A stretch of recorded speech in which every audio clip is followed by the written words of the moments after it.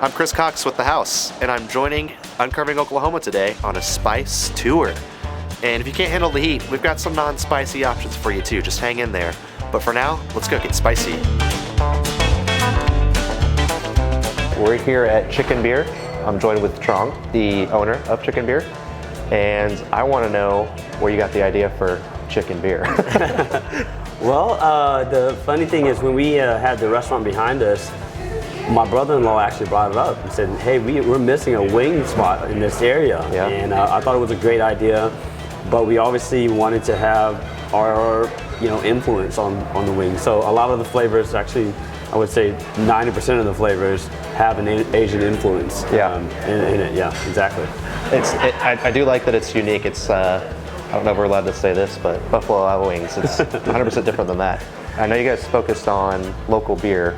Yes. Is that just because you're from here? What kind of inspired that? Correct. So, being that I'm born and raised here in Oklahoma City, I just understood how important it is to support one another. Mm-hmm. And at the time, these breweries were starting to really take off, and it just made a lot of sense to kind of support them and in return they support us, and it's been a great relationship with them. Yeah, there's a lot of Pint Night events here. Mm-hmm. Those are cool. And then there's a beer that you guys have worked on that's a house beer. Yeah, we kind of teamed up with Stone Cloud to kind of get our own beer out there, at least a collaboration beer. Mm-hmm. It's called the Sumo, and it's been doing really well. But like you said, a lot of the Pint Nights are being done here. We try to get them to do their launching on some of the newer beers out here. And that's kind of one of our themes that we do here. We are doing the spice episode, but you guys have a wide range of flavors. I know there's some sweets. Yep. You have a vegan option. And what's that? So we have a cauliflower option, which is our vegan. Our traditional wings by themselves, the potato flour that we use makes it gluten-free. So if you're looking for a gluten-free option, that's another option. And then of course, depending on the sauce, you can choose gluten-free options through that as well. And our staff will let you know which ones are. Yeah, that's good. I mean, you're appealing to all diets out there. I like it. Yeah. What's your favorite thing on the menu? What we're gonna eat today is the peppers galore. I love heat.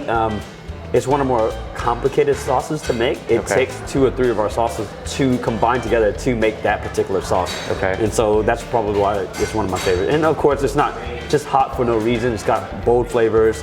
You'll see when you try it today. Okay. Yeah. What are some of your sides and stuff that you've got here? Our #1 seller is the kimchi fries. Mm-hmm. So it's basically a loaded fries with kimchi on there. That's definitely one of our more popular. And then the nacho average chick, which is our nacho version. Again, instead of using tortilla chips, we use wontons. Yes. So again, all of our dishes have a little bit of an Asian flair to it. Yeah, I like it. And the texture is amazing. So again, we're huge on texture. The wings that we fry, especially on the traditional, it's double fried and it's potato starch. So it's not just heavily breaded.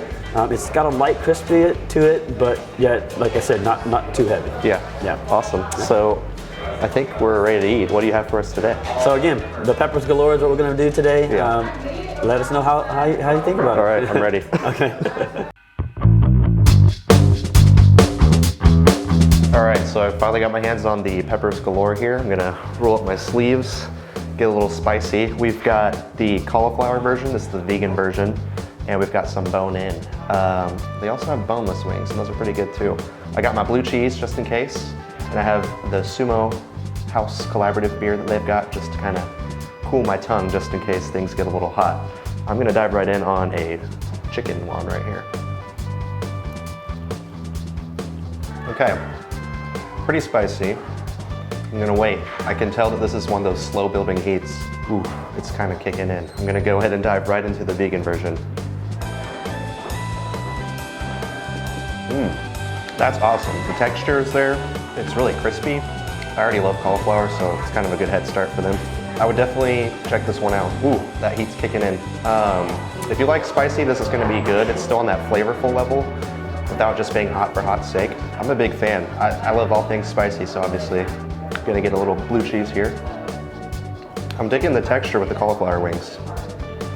I'm gonna do one more chicken wing, get the heat really built on. Okay, those are really good. My spice sensitivity is probably a lot stronger than most people's. So I'm gonna go ahead and say very doable. If you like a spice challenge, it's definitely hitting kind of the fronts of the tongue here. But to make it spicier, I'm gonna drink beer.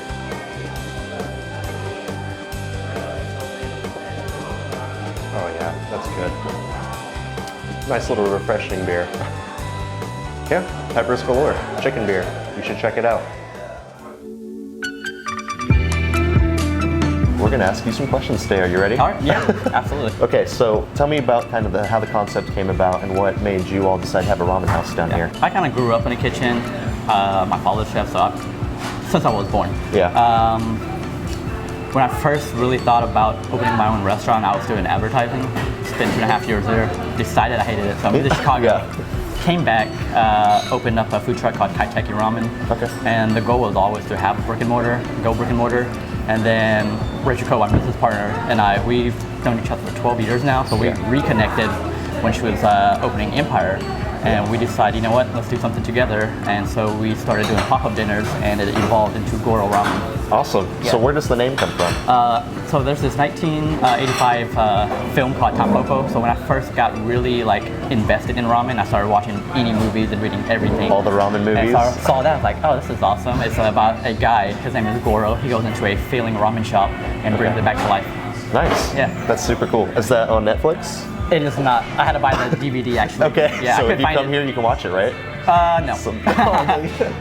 Unfortunately not. And you probably shouldn't watch it in public. Oh no. Yeah. What's your favorite thing on the menu here? Oh man. I know, it's a hard question. You know, had to narrow it down. aside from the ramen, I would probably say the cauliflower. That's the dish I'm most proud of. Okay. On the truck, Brussels sprouts was a challenge. Not a challenge. It was. I saw that as a challenge to make people who have never liked it or thought they didn't like it like Brussels sprouts, and that was my goal here with cauliflower. And it's a great dish, very savory. There's anchovy vinaigrette, and then there's some crunch from panko. It's a great dish. Good texture and everything. Yeah. Heck yeah. Yeah. Okay. What's the spiciest thing you've ever eaten anywhere? Anywhere, jeez. Oh man, this ramen in Chicago, it's called High Five Ramen. Okay.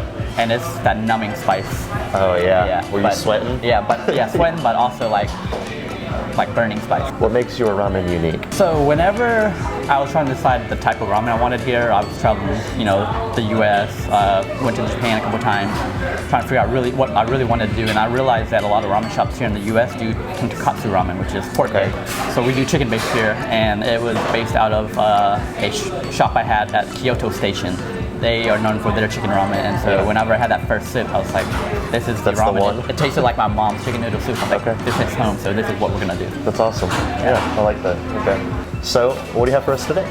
We're gonna do the Spicy Miso Ramen. So it's a chicken-based broth with a miso and chili bomb blend, spiced pork meatballs, corn, bamboo, a little bit of green onions, and a 6-minute egg. And I've heard you add a chili bomb for some extra heat. Yeah, if you want extra heat, chili bomb is my mom's recipe that I've kind of redeveloped. Yeah. There's 3 different types of chili. Okay. Yeah. Okay, let's do it. Yeah. We're here at Goro, and I'm gonna try some spicy ramen. They made it a little extra spicy for me by adding this chili bomb. I'm gonna try one without first though.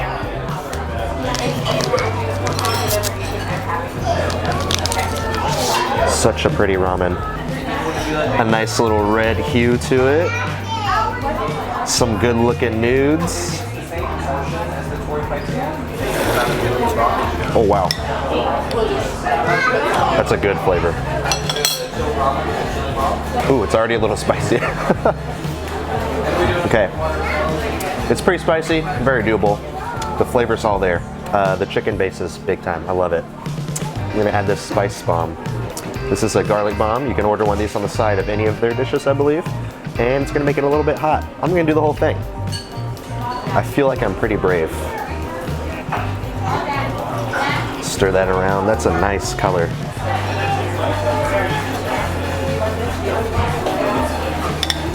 We gotta admire this egg. That's a pretty egg. We got some marinated bamboo in here to help me out. Some meatballs. Oh yeah, that kicks it up fast. That adds a lot of spice to it. But like at a very flavorful level. It's a very good spice. It's not overwhelming. I'm excited to see how it builds up. It's got a pretty strong base. Oops. 100% flavor spice. I like that a lot. One more solid bite here. A little bit of everything. The fun thing about eating ramen is every bite is very different depending on how you make it. Oh my gosh, yeah. The meat only accents the spice. It's so good, yeah. Thanks for joining us on our spice tour. We went to ChicknBeer and Goro Ramen. We had some delicious cauliflower wings and some peppers galore. And then we had some spicy ramen with a little chili bomb added on. We noticed that the cauliflower wings had a little more kick to them, so if you're going in there for the heat, go cauliflower. And if you want to spice up your ramen even more, they told us you can add as many chili bombs as you want. I would recommend just one. But thank you for joining us. I'm Chris Cox with the House OKC, and subscribe to Uncovering Oklahoma if you want to see more cool content like this one.